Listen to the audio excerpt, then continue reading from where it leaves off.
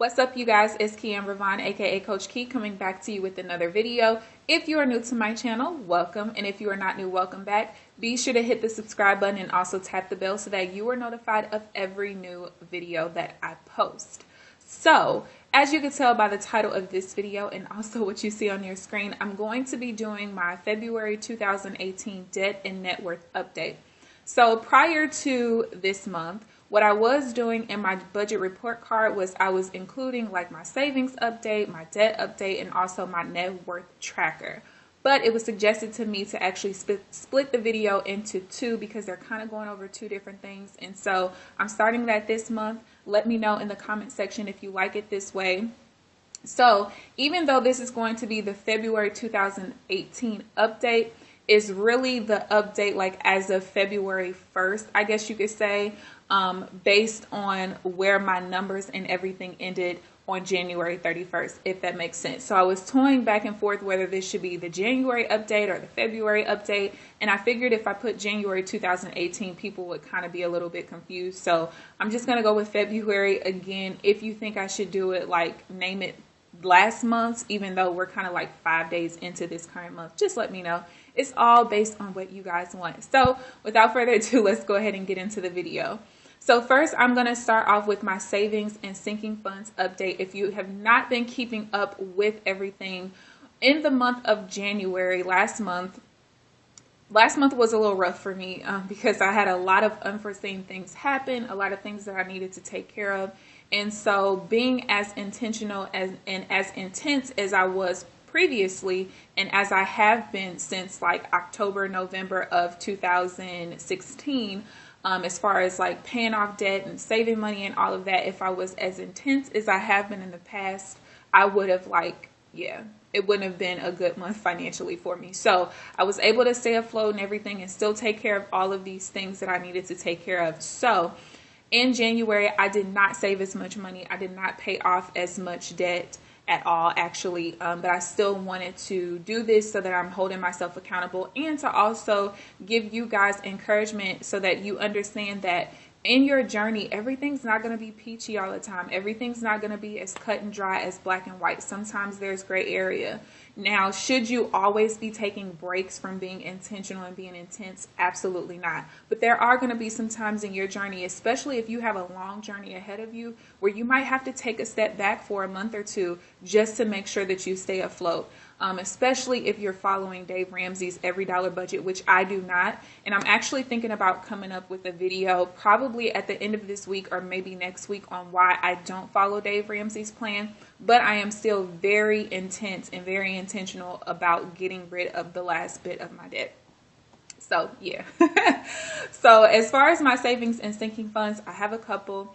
My mini emergency fund, the beginning balance was $1801.31. For those of you guys who are new, I did have my mini emergency fund all the way up to the $3,000, which is considered mini emergency fund for the way I do my finances.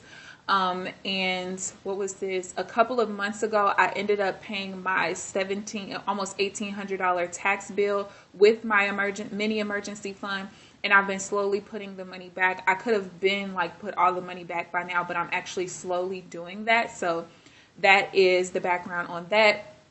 So this month, I earned $1.76 in interest. Again, I did not put any money towards putting that money back to my mini emergency fund from taking it out to pay my taxes.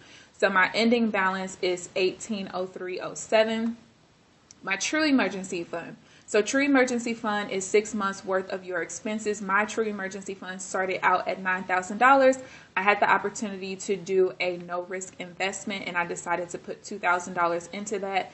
It's a 6-month investment, and per my contract, I'll at least get my $2,000 back at the end of that 6 months. So I decided, since it's no risk, let me go ahead and take it out of my true emergency fund because I know in May, once my 6 months is up, I will at least get my $2,000 back. If I get money back on top of that, I'll do whatever with it. More than likely, all of it's going to go towards paying off debt, but the $2,000 will go straight back into my true emergency fund. Okay, so that's with that. I never ever suggest anybody use any emergency fund money for investments. Again, I have my mini and my true emergency fund. And per Dave Ramsey, he just wants you to have $1,000 in your savings and everything goes towards debt from there. Which if I did that, I would actually be debt free, but that I'm not comfortable with that at all. So for my true emergency fund, I earned $8.68 in interest. Oh, for those of you all, again, who are new, I have my savings accounts in Ally. So when I first started out there, January of last year in 2017, the interest rate was 15%. Now we just got another hike, so I believe it's like 1.30% if I'm not mistaken. So my ending balance is $7,872.11. Next is my income tax sinking fund. I actually started my sinking funds in December or November. November or December. I think it was November actually. So for my income tax sinking fund, I've been putting $200 a month in there since November, but again, January didn't do that. Balance was $400.18. I earned 42 cents in interest, so that put me at an ending balance of $400.60.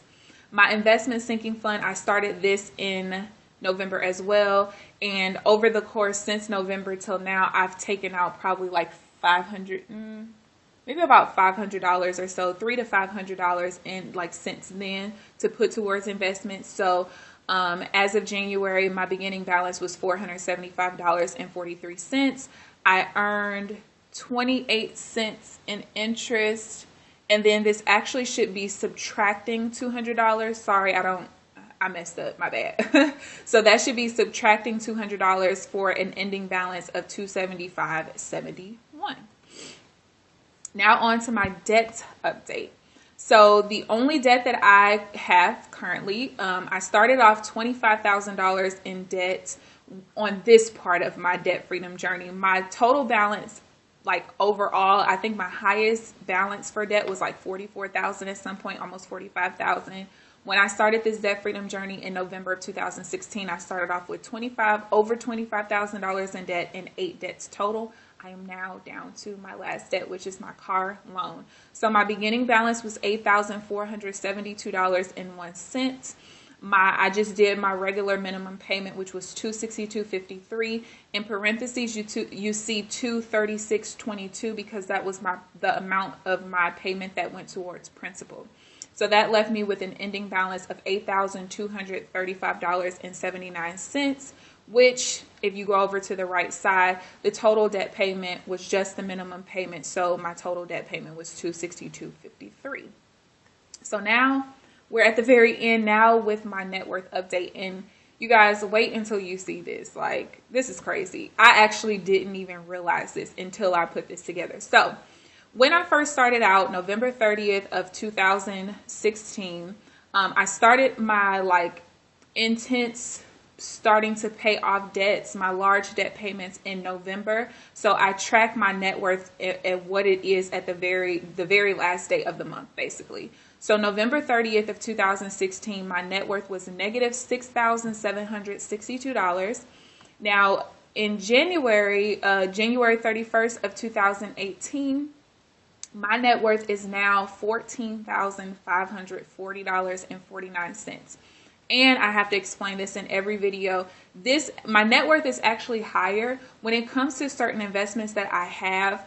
Even though I get the growth reports on it, because I do know the market can go up and down and up and down, I basically just have the amount that I put into the investment as the initial, and then if it was to go below that, then of course I would go ahead and account for that in my net worth. But all of my investments are in the positive right now, so my net worth is actually higher. And then also I do not count the value of my car, so I don't count now the liability part of it. My car loan does account for it in my net worth. But as far as the value of my car and the difference, because my car is actually valued higher than what my car loan is, I do not include that in my net worth.